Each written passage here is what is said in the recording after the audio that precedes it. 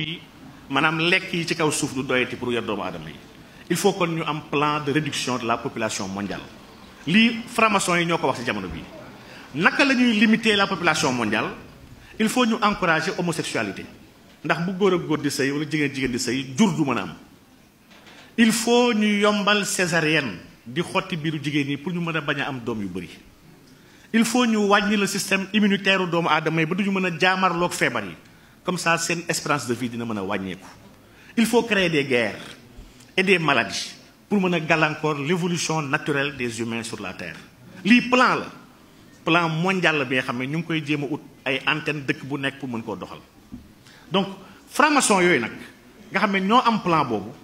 l'islam mooy seen premier défi ndax fàggaagal nañu christianisme te judaïsme dérangé wu leen ndax ci plan bi la bokk donc islam mooy diine buy déranger jamono bi ñi xam ko ak ñu ñàkk ko xam bu yeboo nag jullit yi jël si conscience xam ni on va nous attaquer de l'intérieur comme de l'extérieur may naan de l'intérieur soo demee France am na ay conseils islamiques yi nga xam ne loge franc-maçon yi ñoo ko moom ay loge franc-maçon ñoo ko moom boo demee ba ci mosquée de Paris biir mosquée de Paris si bopp ñu ko tabax du jullit yaa ko tabax benn juif ak benn franc-maçon ñoo ko xeex au niveau du Sénat ak au niveau de la commune de Paris pour am terrain bi en subvention naturelle ak pour am un budget de l'État français de 500 000 francs français pour tabax ko donc benn yahut moo ko xeex ku dugg biir mosquée de Paris ku fa mës a dem su fa duggee dina xam ni mosquée bi y a des symboles maçonniques yu nekk dans la mosquée donc lii agression interne la au niveau de l'islam du yem foofu am nañu léegi ay juma biir France yoo xam ne ki koy jiite homosexuel la imam bu siiw la mu ngi tudd imam Mohammed Ludovic Zaïd bind na téere ne moom yonent bi sallallahu alayhi wasallam bu nekkoon ci jamono bii dina marier ay góor jigéen yemu ci jël na ay saxaaba yonent bi sallallahu alayhi wasallam yu bëri mu lim leen ci biir téereem ne ñooñu ay góor jigéen la ñu woon te yonent bi xamoon na ko tuddee ko le Coran et la chair maanaam alquran ak ndawal nga gis ni imam boobu dafa jiite benn mosquée bu mag bi nga xam ne tuddee na ko mosquée inclusive bi nga xam ne pour c'est les LGBT c'est pour les lesbiennes les bisexuels les gays ak les transgenres c'est pas le premier ku ñuy wax Kahina Bahloul jigéen la benn métisse tunisienne la ubbi na une mosquée inclusive en France bi nga xam ne góor ak jigéen dañu war a taxawandoo ci benn même sàppe et que jigéen soxlawul muy muuru pour julli ndax muuru bokkul ci l'islam donc xeetu agression yi nga xam ne ci biir l'islam la dañoo ut ay agents yu leen koy doxalal di jéem a sàppe diine l'islam di ko jéem a tuutil sëñ Maxtaar bu may wax ci temps bi may la ma daaleel ci lenn rek ji nga fan yi ñu weesu ñu ngi doon waxu homosexualité au Sénégal drapeau bi dama ragal Sénégal ñu ko xamul woon sax léegi mujjee ñu ko xam drapeau bi muy drapeau bu homosexuels yi tànnal seen bopp muy le drapeau de la communauté LGBTIA drapeau bi 6 couleurs la gis ngeen ni rouge a nekk ci kawam orange topp ci jaune vert bleu ak mauve li tax fan yi ñu jugoon ci drapeau bi artiste boobu ñuy wax Wally Seck dafa sol drapeau bi di def concert Sénégal dafa sol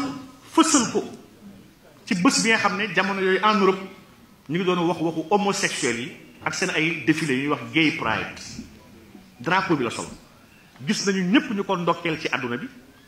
ci ay homosexuels yu nekk France ak yu nekk fii sax Sénégal gis ngeen lii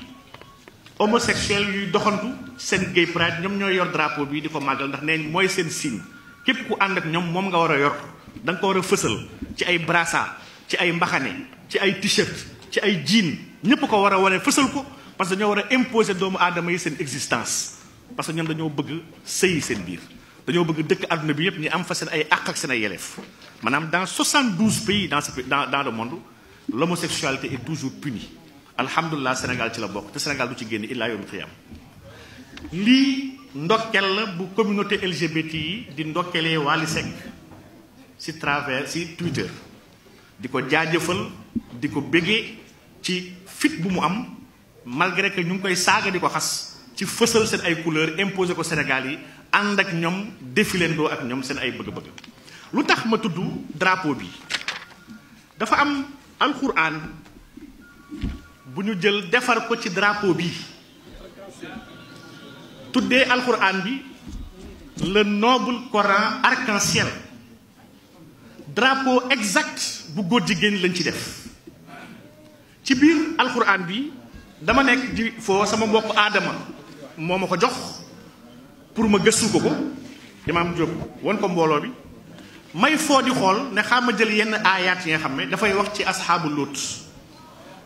ci suratu Araf aaya 80 ba 84 suratu Huud surat yu yëpp ma koy jël benn par benn di xool aaya yooyu nas bi ci lugatul arabiyya laaluñu ko waaye traduction française bi soppi nañ ko maanaam le sens dafa dellu ci jàngale boobu Ludovic waxoon ne góor jigéen araamul ci islam et il défend que Sodome ak Gomorre bu alxuraan tudd te Bible tudd ko